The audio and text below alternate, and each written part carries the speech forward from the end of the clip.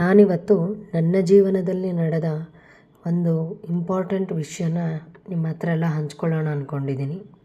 Important ಅನ್ನೋದಕ್ಕಿಂತ miracle ಇಲ್ಲ ಅದ್ಭುತ ಅಂತ ಹೇಳಬಹುದು. ಇವತ್ತೆಲ್ಲ ಅದನ್ನೇ ನಾನು ನಿಮ್ಮ ಹತ್ರ ಹೇಳ್ತೀನಿ. ಈ ಥರದ್ದು ಎಷ್ಟೋ ವಿಷಯಗಳು ನಿಮ್ಮ ಜೀವನದಲ್ಲೂ ನಡೆದಿರುತ್ತೆ. ಆ ಥರ ನಡೆದಿದ್ದರೆ ನನಗೆ ಕಮೆಂಟ್ ಸೆಕ್ಷನಲ್ಲಿ ತಿಳಿಸಿ. ಈಗ ನನ್ನ ಜೀವನದಲ್ಲಿ ಏನು ನಡೀತು ಅನ್ನೋದು ನಿಮ್ಮ ಹತ್ರ ಎಲ್ಲ ಹೇಳ್ಕೊಳ್ತೀನಿ. ಅದೇನು ಅಂತಂದರೆ, ನಮ್ಮ ತಂದೆ ಪ್ರತಿ ವರ್ಷ ಒಂದು ಸತಿ ಇಲ್ಲ 2 ಸತಿನಾದರೂ ತಿರುಪತಿಗೆ ಕರ್ಕೊಂಡು ಹೋಗ್ತಾರೆ. ಕರ್ಕೊಂಡು ಹೋಗಿ ನಮಗೆಲ್ಲ ತಿಮ್ಮಪ್ಪನ ದರ್ಶನನೂ ಮಾಡಿಸ್ತಾರೆ. ಆದರೆ ಒಂದು ಸತಿ ಮಾತ್ರ ನನ್ನ ಒಬ್ಬಳಿಗೆ ಟಿಕೆಟ್ ಆಗಿರಲಿಲ್ಲ. ನಮ್ಮ ತಂದೆನ TTDಯಿಂದ ಕರೆಸಿದ್ರು. ಹಾಗಾಗಿ ನಮ್ಮ ತಂದೆಗೆ ನನ್ನ ತಾಯಿಗೆ ಮಾತ್ರ ಇತ್ತು ಟಿಕೆಟು.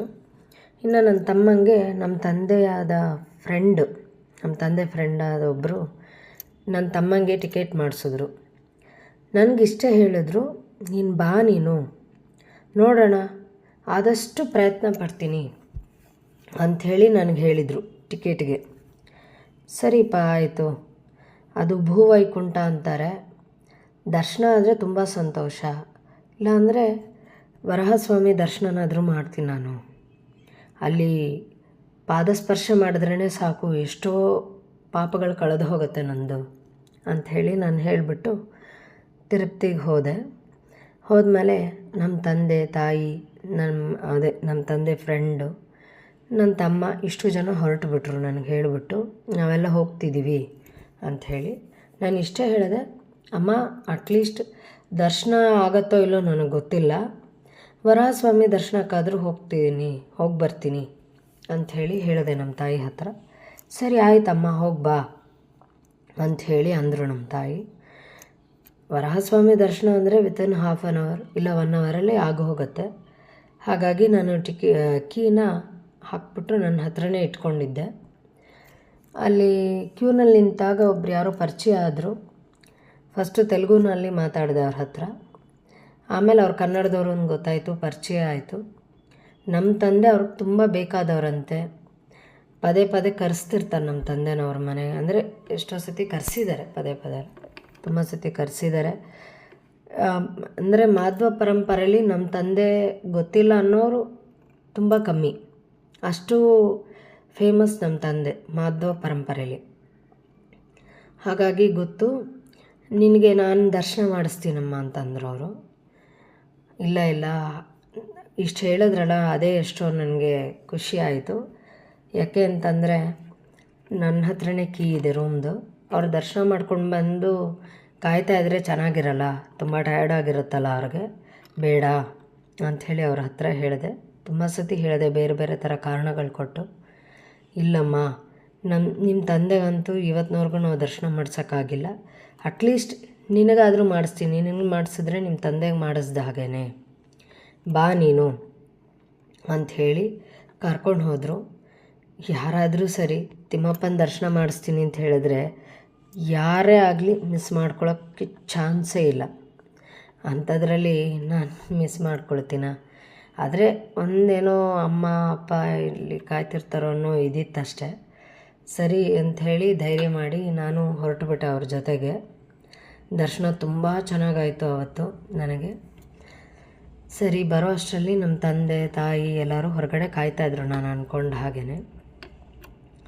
ನಮ್ಮಮ್ಮ ತುಂಬ ಕೋಪದಿಂದ ನೋಡ್ತಿದ್ರು. ತಕ್ಷಣ, ಇಲ್ಲಮ್ಮ ದಯವಿಟ್ಟು ಕ್ಷಮಿಸ್ಬಿಡು, ನಾನು ಬೇಕು ಅಂತ ಈ ಥರ ಮಾಡಲಿಲ್ಲ. ಈ ಥರ ಒಬ್ಬರು ಹೀಗೆ ದರ್ಶನಕ್ಕೆ ಅಂತ ಕರ್ಕೊಂಡು ಹೊರಟೋದ್ರು. ಅಪ್ಪಂಗೆ ತುಂಬ ಪರಿಚಯ ಅಂತವರು. ನಿಮ್ಮ ತಂದೆಗಂತೂ ದರ್ಶನ ಮಾಡ್ಸೋಕ್ಕಾಗಲಿಲ್ಲ, ನಿನಗಾದರೂ ಮಾಡಿಸ್ತೀನಿ ಅಂಥೇಳಿ ಹೀಗೆ ಕರ್ಕೊಂಡು ಹೊರಟೋದ್ರು. ನಾನೇನು ಮಾಡಲಿ ಅಂತ ಹೇಳಿದೆ.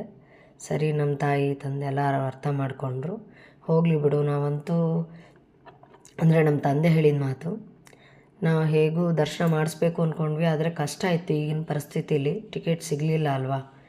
ಏನೋ ಭಗವಂತ ಕರುಣೆ ತೋರಿಸಿ ಇನ್ಯಾರ ಮೂಲಕನೋ ಮಾಡಿಸಿದಾನೆ ಅವಳಿಗೆ ದರ್ಶನ, ಬಿಟ್ಟುಬಿಡು ಅಂಥೇಳಿ ನಮ್ಮ ತಂದೆನೂ ತುಂಬ ಖುಷಿನೂ ಪಟ್ಟರು. ಹಾಗೇ ಈ ಮಾತುಗಳಾಡಿದ್ರು ನಮ್ಮ ತಾಯಿ ಹತ್ರ. ಸರಿ ಆಯಿತು ಅಂಥೇಳಿ ನಮ್ಮ ಅಮ್ಮನೂ ಸುಮ್ಮನಾಗ್ಬಿಟ್ರು. ಬಟ್ ಏನೋ ನಮ್ಮ ತಾಯಿಗೆ ಆವತ್ತಿನ ದಿನ ದರ್ಶನವೇ ಆಗಲಿಲ್ಲ ಯಾರಿಗೂ. ಮಾರನೇ ದಿನ ಹೋದ್ರೆ ಆಮೇಲೆ ದರ್ಶನಕ್ಕೆ. ಹೀಗೆ ನಾನು ಅಂದ್ಕೊಂಡೇ ಇರಲಿಲ್ಲ ನನ್ನ ಜೀವನದಲ್ಲಿ ಆವತ್ತಿನ ದಿನ ದರ್ಶನ ಆಗತ್ತೆ ಅಂಥೇಳಿ. ಬರೀ ಅಲ್ಲಿ ಹೋಗಿ ಆ ಭೂಮಿನ ಸ್ಪರ್ಶ ಮಾಡೋಣ, ಆ ಭೂಮಿಗೆ ಹೋಗಿ ನಮಸ್ಕಾರ ಹಾಕೋಣ ಸಾಕು, ಅಷ್ಟೇ ನನ್ನ ಪುಣ್ಯ ಅಂಥೇಳಿ ನಾನು ಅಂದ್ಕೊಂಡೆ. ನೋಡಿದ್ರೆ ದರ್ಶನನೇ ಕೊಟ್ಬಿಟ್ಟ ನನಗೆ. ನಮ್ಮ ಅಪ್ಪ ಅಮ್ಮಂಗೆ ಅವತ್ತು ದರ್ಶನ ಆಯಿತು, ನೋಡಿದ್ರೆ ಅವತ್ತು ಆಗಲಿಲ್ಲ, ಅವ್ರಿಗೆ ಮಾರನೇ ದಿನ ಆಯಿತು.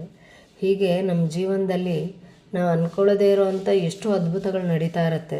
ಎಲ್ಲ ಭಗವಂತನ ಕರುಣೆ ಅಷ್ಟೇ, ಬೇರೆ ಇನ್ನೇನಿಲ್ಲ. ನಾನು ತುಂಬ ದೊಡ್ಡ ಭಕ್ತಳು ಅಂಥೇಳಿ ನಾನು ಹೇಳ್ತಿಲ್ಲ ನಿಮಗೆಲ್ಲ. ಆದರೆ ಬೇಜಾರಂತೂ ಮಾಡ್ಕೊಂಡಿದ್ದು ನಿಜ. ಯಾಕೆ ಅಂದರೆ ಪದೇ ಪದೇ ನಾನು ಹೋಗ್ತಿರ್ತೀನಿ ಪ್ರತಿ ವರ್ಷ ತಿರುಪತಿಗೆ ಅಂಥೇಳಿ. ನಮ್ಮ ತಂದೆನೇ ಕರ್ಕೊಂಡು ಹೋಗ್ತಿರ್ತಾರೆ. ಎಲ್ಲ ಸಮಯದಲ್ಲೂ ದರ್ಶನ ಆಗಿದೆ ನನಗೆ.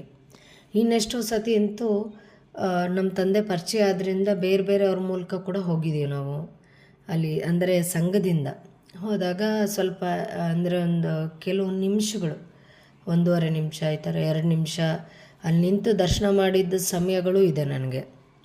ಆದರೆ ಅವತ್ತು ಒಂದಿನ ಮಾತ್ರ ಯಾಕೋ ಆಗಲ್ಲೇನೋ ಅನ್ನೋ ಒಂದು ಇದರಲ್ಲಿದ್ದೆ, ಬೇಜಾರಲ್ಲಿದ್ದೆ. ಬಟ್ ಆ ಬೇಜಾರು ಆಗಲಿಲ್ಲ ನನಗೆ. ತುಂಬ ಖುಷಿ ಆಯಿತು. ಈಗಲೂ ಆ ಸಂಗತಿನ ನೆನಪಿಸ್ಕೊಳ್ತಿರ್ತೀನಿ. ನಿಮಗೆಲ್ಲ ಈ ವಿಷಯ ಹೇಳಬೇಕು ಅನಿಸ್ತು, ಹಾಗಾಗಿ ಹೇಳಿದೆ ಅಷ್ಟೇ. ನಿಮ್ಗೇನು ಅನ್ನಿಸ್ತು ಅನ್ನೋದನ್ನು ಕಮೆಂಟ್ ಸೆಕ್ಷನಲ್ಲಿ ತಿಳಿಸಿ. ನಿಮ್ಮ ಅನುಭವಗಳನ್ನು ಹಾಗೆ ಕಮೆಂಟ್ ಸೆಕ್ಷನಲ್ಲೇ ತಿಳಿಸಿ. ನನ್ನ ಚಾನಲ್ನ ಸಬ್ಸ್ಕ್ರೈಬ್ ಮಾಡ್ಕೊಳ್ಳಿ, ಶೇರ್ ಮಾಡಿ.